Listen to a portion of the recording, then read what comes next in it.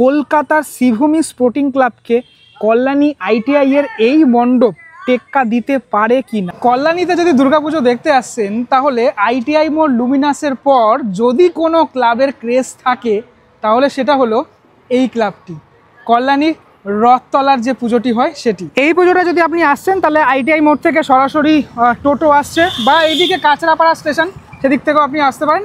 একদম মানে রাস্তার ওপরেই এই যে মাঠ, এই মাঠের ওপরেই প্যান্ডেল হয়ে থাকে। বেশ কয়েক বছর ধরে আমি আসছি এই পুজোটাতে। এই বছর 2025 সালে কল্যাণীর রথতলার দুর্গাপুজোর মণ্ডপের উপস্থাপনা নিউ জার্সির স্বামীনারায়ণ মন্দির। সেই স্বামীনারায়ণ মন্দিরের আদলেই টোটাল যে মণ্ডপ সেজে উঠতে চলেছে। অনেকটা বাঁশের কাজ ইতিমধ্যেই কমপ্লিট হয়ে গেছে।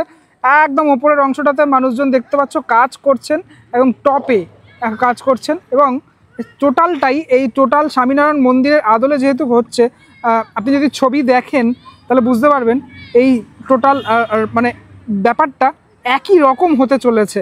এবার অনেকটা জায়গা যেহেতু, তাই খুব সুন্দর করে বিষয়টাকে প্রতিস্থাপন করা হবে। আমি লাস্ট ইয়ার যখন এসেছিলাম দেখেছিলাম ওদের এই মাঠটাকে পুরোপুরি ইউজ করে ওরা পুজোর কাজে।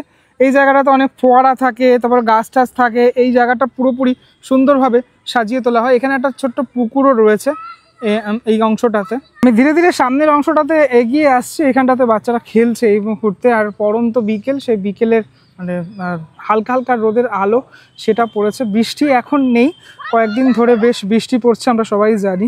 লাস্ট ইয়ারে ওদের প্যান্ডেলটাতে উঠতে হয়েছে অনেকটা হাইট অবধি, এবার এবছর দেখার পালা কতটা উঠতে হয়। এই হলো মেনলি যে নিউ জার্সির যে টেম্পলটি হচ্ছে স্বামীনারায়ণ মন্দির, অক্ষরধাম মন্দির, সেই অক্ষরধাম মন্দিরের আদলে টোটালটা হচ্ছে। এই হচ্ছে মন্দিরটি, এই বালা ডেকোরেটার্স তিনি এই টোটাল যে মণ্ডপটি সেই মণ্ডপ করছেন। এই মন্দিরের বেশ কিছু ছবি আমি দেখতে পাচ্ছি এদিকে ওদিকে রয়েছে। পুরোপুরি এরকম হোয়াইট কালারের যে মন্দির, সে মন্দির নির্মাণ করা হচ্ছে এবছরের যে মণ্ডপ, সে মণ্ডপের আপাতত দিনে রাতে দুই বেলাতেই কাজ হচ্ছে, কারণ লাইটের জন্য এখানে এরকমভাবে করা হয়েছে যেটা করার।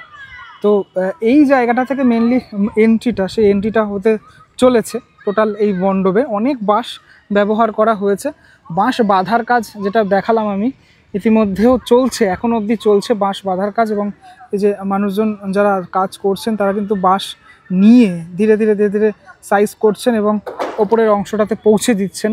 তারা কাজগুলো এগিয়ে যাচ্ছেন। বৃষ্টির জন্য বেশ কিছুটা মানে বিঘ্ন হয়েছে কাজের। ধীরে ধীরে ভিতরের অংশটাতে যাব আমি। তবে তার আগে আপনাদেরকে দেখাতে চাইবো এই যে মেন যে মন্দিরটা, মানে এই যে মেইন যে মন্দির স্বামীনারায়ণ টেম্পল, তার আশেপাশে বেশ অনেকগুলো আপনারা দেখতে পাচ্ছেন। এখানেও এই মেন যে মন্দির তার আশেপাশে অনেকগুলো সেইগুলো থাকবে, মানে এই যে আশেপাশে যেগুলো সেগুলোর কথা বলছি। এবং সামনেটা কিন্তু খুব সুন্দর টপ ভিউ, অর্থাৎ ড্রোন ভিউ থেকে এই মন্দিরটি বা এই প্যান্ডেলটি দেখতে অপূর্ব সুন্দর লাগবে। আমরা যদি এই সাইড লুকটা দেখি, খানিকটা ঠিক সাইড লুকটা এরকমটা হবে। এবং সামনের অংশটাতে যে সিঁড়ি রয়েছে, হ্যাঁ এখানেও সামনের অংশটাতে এরকমভাবেই সিঁড়ি, সেই সিঁড়ি দিয়ে টোটাল ব্যাপারটাকে করা হচ্ছে। আমি এন্ট্রির এই জায়গাটাতে চলে আসলাম। এখান থেকে একটুখানি ঢুকে আপনাদেরকে দেখানোর চেষ্টা করি। সামনে জল রয়েছে, যদিও ভিতরে এমন কিছু সেরকম দেখানোর নেই, আমি তাও দেখানোর চেষ্টা করছি হালকা করে। এখান থেকে যে জিনিসপত্রগুলো আনা হয়েছে, এখানে বাঁশের কাঠের যে স্ট্রাকচারগুলো, সেই স্ট্রাকচারগুলো অনেকাংশে চলে এসছে এই কল্যাণীর রথতলা যে দুর্গাপুজো মণ্ডপ সেখানে। মূলত ওদের প্যান্ডেলে একদিক থেকে প্রবেশ করে মানুষ এবং একদিক থেকে বাহির পথ থাকে, সেটা স্বাভাবিক ব্যাপারই। একটা বড় প্যান্ডেলে সেটা হওয়াটাই স্বাভাবিক, নাহলে তো হয় না। তবে এবারের যে মানে মন্দিরটি হচ্ছে, আমরা লাস্ট ইয়ারে ওই ওপরের অংশটাতে উঠেছিলাম, কিন্তু এবারে মনে হয় না সেরম কিছু হবে, কেননা এই প্যাসেজটুকু প্রবেশ এবং বাহিরের পথ ওইদিকে সেমটা রয়েছে, এরকমভাবেই করা। ভিতরের এই যে স্টেজের মতো অংশটা আপনারা দেখতে পাচ্ছেন, ঠিক এই জায়গাটাতেই মাতৃ প্রতিমা থাকে প্রত্যেক বছর। এবং ভিতরে আমরা দেখতে পাচ্ছি সেটা হচ্ছে এরকম অনেকগুলো মানে থাক করা রয়েছে। সেখানে বিভিন্ন অংশে যে ফাইবারের কাজ, সেই ফাইবারের কাজ আগামী দিনে দেখা যাবে। মণ্ডপটির ফ্রন্ট হচ্ছে এটা। আর আমি যদি এই জায়গাটাতে দেখাই, এই জায়গাটাতে মানে আপাতত এরকমটা বাঁশ দিয়ে ঘিরে ফেলা হয়েছে, মানে নর্মালি বাঁশ দিয়ে ইয়ে করা হয়েছে আর কি। এটা আগামী দিনে দেখা যাবে কি হতে চলেছে। এখনও বাঁশের কাজ যেহেতু অনেকাংশে বাকি রয়েছে বা দেখার পালা। টোটাল এই নিউ জার্সির স্বামীনারায়ণ মন্দির, তার উপরে কিন্তু একটা চূড়াও রয়েছে। হ্যাঁ, এটা পুরোপুরি হোয়াইট কালারের হতে চলেছে এবং টোটাল এই পুরো মন্দিরটি হোয়াইট কালারের ওপরে এই যে উপকরণগুলো, সেটা টোটালটাই আপনার যে ফাইবারের ওয়ার্ক সেই ওয়ার্ক হতে চলেছে। এটার উপর লাইট পড়লে খানিকটা ঠিক দেখতে লাগবে এরকমটাই, যে হলুদ রঙের যে লাইটগুলো ফেলা হয়েছে তাতে খানিকটা ঠিক দেখতে লাগবে এরকম। আপনাদেরকে জানিয়ে রাখি, কলকাতার অত্যন্ত স্বনামধন্য পুজো শ্রীভূমি স্পোর্টিং ক্লাব, তাদেরও এবছরের থিম এই স্বামীনারায়ণ মন্দির। কিন্তু শ্রীভূমির কাছে এতটা জায়গা নেই, এতটা স্পেস নেই, আমরা সবাই জানি। এখানে কিন্তু মাঠের দিক থেকে অনেকটা বড়, এবং তার জন্য খুব সুন্দরভাবে ফুটিয়ে তুলছেন ওনারা। দেখার বিষয়, কলকাতার শ্রীভূমি স্পোর্টিং ক্লাবকে কল্যাণী ITI এর এই মণ্ডপ টেক্কা দিতে পারে কি না। এটা আমি আরেকটা সাইডে চলে আসলাম। এখানে যে দড়ি বাঁধা রয়েছে দেখতে পাচ্ছেন, এই যে দড়িটা, এখান থেকে কিন্তু জিনিসপত্র ওপরে উঠে যায়। হ্যাঁ, ঠিক এইভাবে কাজ হয়। এই যে ওপরে দেখতে পাচ্ছেন, একদম ওপরে বেশ কিছু মানুষজনরা রয়েছেন, খুব রিস্কের সাথে ওনারা কাজগুলো করে থাকেন, জীবনকে বাজি রেখে এই যে টোটাল কাজগুলো করা হয়ে থাকে, তাদেরকে সত্যি সেলুট। মানে তাদের জন্যই আমরা এই যে টোটাল দুর্গাপুজোর, প্রকাণ্ড দুর্গাপুজোর মণ্ডপ আমরা দেখতে পারি, এত বড় বিশাল কর্মযজ্ঞ তাদের ছাড়া সত্যি অসম্পূর্ণ থেকে যায়। এবার আপনাদেরকে দেখাই পিছনের অংশটাতে যে টেম্পোরারি জায়গা করা হয়েছে, সেখানে এই যে ফাইবারের ওয়ার্কগুলো সেগুলো কিন্তু হচ্ছে। এই যে মণ্ডপের বিভিন্ন অংশ, চূড়ার ব্যাপার, চূড়াতে, তারপরে আরও বিভিন্ন জায়গায় একদম ওপরের অংশগুলোতে এই যে জিনিসগুলো, সেই জিনিসগুলো থাকতে চলেছে, যেগুলো এখন এই যে রং করা হচ্ছে বা কাটিং করা হচ্ছে, যেটাই আপনি বলবেন, এই জিনিসগুলোই টোটালটা থাকবে। যে আর এটা এখন অবধি রং হয়নি, মানে এটা ফাইবার ওয়ার্ক, ফাইবার ডাইসটা তৈরি হচ্ছে।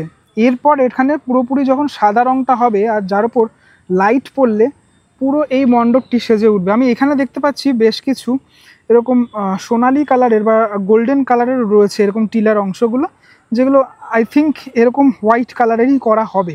আমি এই অংশটাতে একটা এরকম পদ্ম ফুলের মতো অংশ দেখতে পাচ্ছি, যেটাও মণ্ডপের বিভিন্ন অংশতে লাগানো হতে পারে। এখানে এই যে বাটামের যে কাজগুলো হয়, মানে এই মণ্ডপের ক্ষেত্রে যেহেতু বাটামটাই ভিতরে পুরোপুরি বাটামের স্ট্রাকচার থাকবে, সেগুলো অলরেডি চলে এসছে। তারপর বেশ কিছু ইট, আরও এই ধরনের ব্যাপারগুলো পুরোপুরি থাকবে।